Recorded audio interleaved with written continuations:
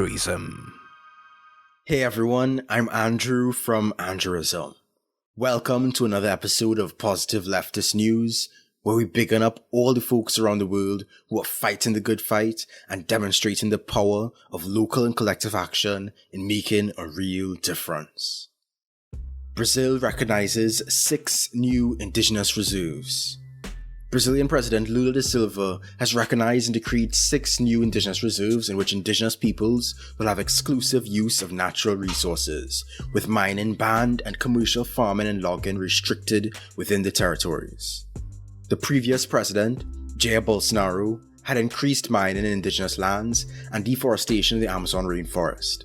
The newly recognized reserves encompass over 1.5 million acres, including a large area of the Amazon rainforest, and have been celebrated by indigenous peoples as a significant move in the right direction, although many said more areas need protection.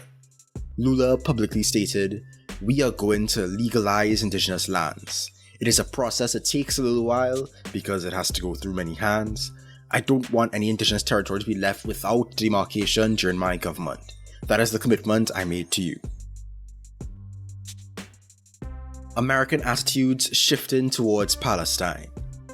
Thanks to the tireless activism by Palestinians and their allies, Americans' public attitudes towards apartheid Israel have seen a tangible change according to polls, which indicate decreasing support for the Israeli occupation in the United States. Survey results from the University of Maryland between March to April 2023 have revealed that 41% of Democrats said they support the Palestinian boycott, divestment, and sanctions movement, a movement dedicated to putting an end to Israel's decades-long occupation and abuses of Palestinian human rights. Further, 44% of Democrats and 20% of Republicans believe Israel is a state with segregation similar to apartheid. Shibli Talami, director of the Critical Issues poll at the University of Maryland, said, "It is clear that public attitudes about Israel are shifting. The term apartheid appears to have become a common term among many Americans, especially Democrats, and even the BDS movement, which has faced considerable obstacles in the American mainstream, seems to have sizable support among Democrats who express their opinion. From the river to the sea, Palestine will be free." And now for some May Day highlights. On International Workers' Day, hundreds of members of a newly founded union center, the Ecuadorian Solidarity Workers Confederation, took to the streets to storm the capital Quito, agitating for the removal of neoliberal President Guillermo Lasso. Protesters condemned Lasso's misgovernment, structural violence, and its perpetuation of insecurity and the narco-state. The organization's effort is particularly impressive, given that the CTSE had just formed 3 months prior. In a launch statement, the workers announced that "We, the workers of Ecuador, present a new trade union organization heir to our country's class consciousness and revolutionary trade unionism. Our principles are attached to the struggle of the working class in Ecuador and the world, committed to pushing the historical project of emancipation of the people, and as a guide for actions based on the unity of the working class, of the countryside, and the city." On May Day in France, millions of workers participating in over 300 separate demonstrations continue to protest, strike, and defy French police. The morale and militancy of the French working class is striking, given that 1. Unions have maintained unity and struggle since January. 2. The French state has been implementing anti-terrorism laws to prohibit protest. And 3. That the French police have been employing some of the harshest crowd control tactics of any Western European nation, intended to reduce protest numbers. The unions remain unfazed, making it clear that undemocratic prohibitions on protests will not be tolerated.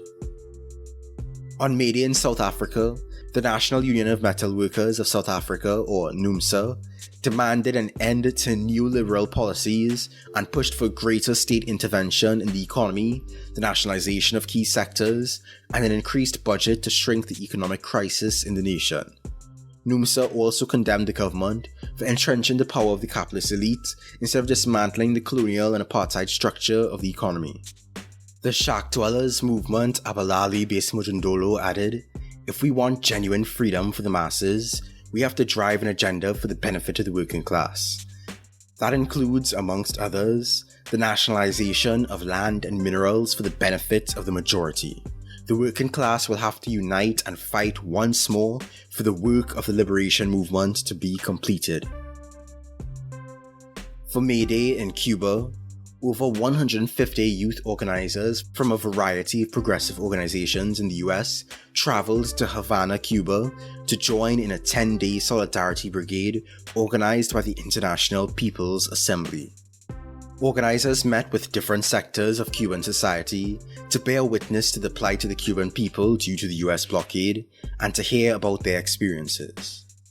Abel Pierto, one of Cuba's leading intellectuals, emphasized the necessity of education on the history of the revolutionary process, and Maria Ofelia Rodriguez, coordinator of the Network of Lesbian and Bisexual Women, shared how their organization has successfully been working to defend Cubans and their human rights. US youth leaders also shared their perspectives in organizing against capitalism, racism, and oppression in the US. Manolo de los Santos, co-executive director of the People's Forum and an organizer of the delegation, stated during the opening activity of the brigade, "We have comrades here from all over the world who in many ways are prisoners of the US empire and are subject to the violence of the US empire. This system of violence puts itself in all its force, with all its resources, with all its strength, against anyone who says otherwise. Any people who dare to organize their societies on their own terms, in defense of their own resources, in defense of the planet, in defense of life, face the wrath of the US empire. That is why we are here today." In late April, thousands of Uruguayan workers staged a 24-hour strike against pension reform under the banner of "Another reform is possible. Don't let them steal your future." The reform increases the retirement age from 60 to 65, gets rid of early retirement benefits from the Social Security system, and lowers pensions for widows and the disabled. Union leaders have made it clear they recognize this is not a Social Security reform, but a fiscal adjustment designed to transfer wealth to the financial sector.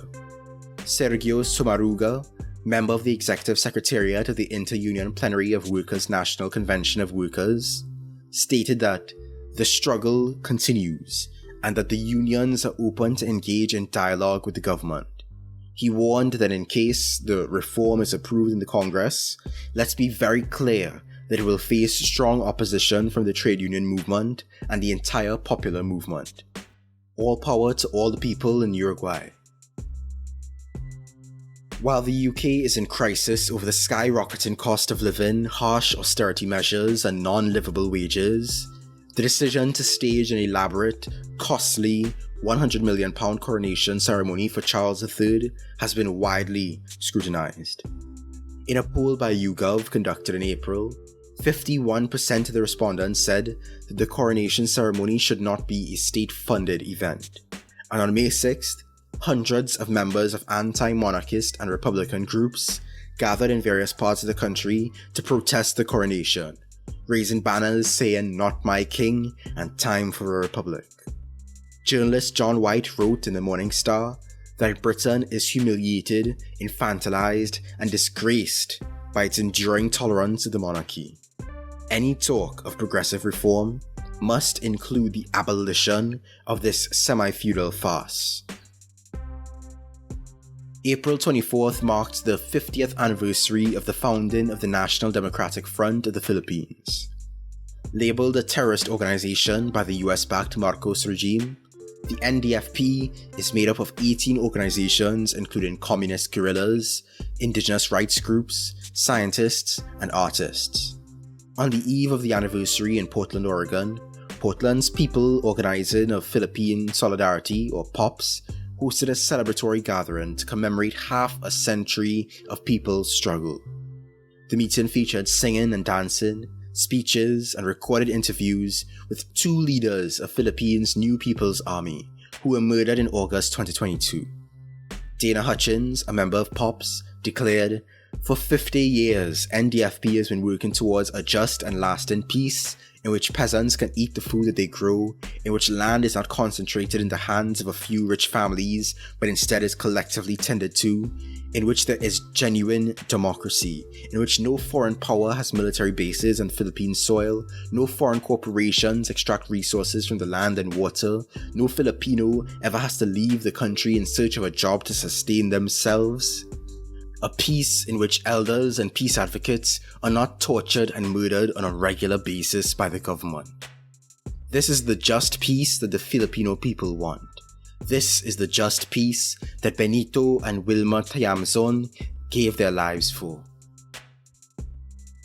On May Day, 11,500 TV and film writers across the US launched a strike organized by the Writers Guild of America, the union representing over 11,000 writers in the entertainment industry. The strike was announced after studios such as Netflix, Amazon, and NBC Universal failed to meet the demands of writers, and 98% of the 9,000 workers voted in favor of a strike. Writers are calling for increased wages, better benefits, and more job security, as increased studio profits are not translating into fair compensation for writers. 900 DHL Express workers at the CVG airport in northern Kentucky have unionized. With the responsibility to unload 360,000 pounds of cargo from airplanes each day, workers were compelled to organize after facing hazardous conditions, dangerous accidents, sleep deprivation, and serious injuries. Congratulations to DHL workers. Public sector unions and employers across Germany have reached a trade agreement after successful public transport, childcare, and hospital strikes disrupted Europe's biggest economy. The deal will secure 2.5 million public sector workers with a €3,000 inflation payment, and, as of March 2024, incomes will rise by at least €340. According to Ulrich Silberbach of the DBB Public Sector Employee Union, this compromise would not have been possible without the many warning strikes and protests over the last few months. And Interior Minister Nancy Faeser stated that the agreement was good and fair, as the employees perform a good service in the general interest of all of us, and times very difficult, so we must also pay them appropriately. Congrats to German public sector workers, staying united and forcing change. In a historically unprecedented victory, Amazon delivery drivers in Lancaster, California have unionized with the International Brotherhood of Teamsters, reaching a strong tentative agreement for increased wages, safe working conditions, and other benefits. Randy Corgan, Teamsters Amazon Division Director and Teamsters Joint Council 42 Director of Organizing, stated, "The Teamsters are coordinating nationwide with Amazon workers, allies committed to holding this corporation accountable, and our union's 1.2 million members to make sure Amazon provides the benefits and protections that working people deserve." On the 26th of April in Edinburgh, transphobes tried to run a film screening of a gender-critical propaganda film at Edinburgh University. This screening was originally scheduled for December of 2022, but was rescheduled after students successfully blockaded the venue in protest. On the 26th, it was blockaded again by students and local activists who sat in front of the door with anti-fascist, trans, and IWW flags. The event organisers and the Scottish Family Party leader, Richard Lucas, were turned away by security due to safety concerns. Activists then held a cabaret adjacent to the venue, singing pop songs and revolutionary chants. Trans rights are human rights. Wonderful to see the community coming together in solidarity not once, but twice. The Food and Drug Administration has ended its discriminatory ban on blood donations from gay and bisexual men. Prior to this amendment, men who have sex with men were disallowed from donating if they had sex with a man in the last 3 months. This policy now puts an end to this bias rooted in homophobia, bringing the US in line with Canada and the UK. Peter Marks, medical doctor, PhD, director of the FDA's Center for Biologics Evaluation and Research, said, "The implementation of these recommendations will represent a significant milestone for the agency and the LGBTQI+ community." The Supreme Court of Namibia has ruled in favour of recognising same-sex marriages from other countries, making Namibia only the second nation on the continent to do so after South Africa. A group of LGBTQ+ activists gathered at Namibia's Supreme Court Tuesday, where justices ruled in a 4-1 vote that Namibians married to foreign nationals in foreign jurisdictions must be recognised as any other couple within the country. One of the judges, J.A. Mainga, dissented on the basis that laws of Namibia do not recognise same-sex relationships. The other 4 judges, however, ruled that not recognising same-sex couples infringes on their rights to dignity and equality. The legal counsel of the 2 same-sex couples who appealed an earlier judgment to the High Court of Namibia said, "Today, after a 6-year battle, we finally won, and the court has ruled that the Ministry of Home Affairs has to recognise these marriages by foreign spouses to Namibian spouses." After this ruling, activists are pushing for same-sex couples to have the right to get married in Namibia as well. The US Supreme Court has refused to hear the appeals of fossil fuel giants against climate cases, setting a significant precedent for future lawsuits. Due to the Supreme Court decision, cities and states are now able to sue massive fossil fuel polluters. Campaigners have heralded this as a critical victory for climate activism. Richard Wiles, the president of the Center for Climate Integrity, stated, "Big oil companies have been desperate to avoid trials in state courts, where they will be forced to defend their climate lies in front of juries, and today, the Supreme Court declined to bail them out." Fantastic news. An alien species thought by researchers to have been extinct was spotted in Chad's Sena Ura National Park for the first time in almost 20 years. Jubilant researchers analysing the camera footage of this lion sighting confirmed it was indeed a beautiful lioness, in her prime and clearly in health. And an update on the Amazon. Preliminary data shows that Amazon deforestation has fallen 68% in April 2023 compared to April 2022. The drop comes after 2 months of higher deforestation in February and March, but year over year, deforestation is still down 40% overall. Described as the lungs of the planet, we send our heartfelt gratitude to all activists and Indigenous peoples fighting to protect this vitally important rainforest. Folks, if you have good news from the current month, please send your stories to totalliberationpodcast@gmail.com. Thank you to Javi for Positive News Jams. Thank you to Cosmo for Positive News background. Thank you to Catherine and Mexi for script writing and production. And thank you to Tristan for editing this video. And to yours truly for hosting this one. Thank you to the patrons who make this show possible. If you'd like to contribute, please go to patreon.com/positiveleftistnews. Or you can give us a one-time tip via PayPal. The link is in the description box below. All power to all the people. Peace.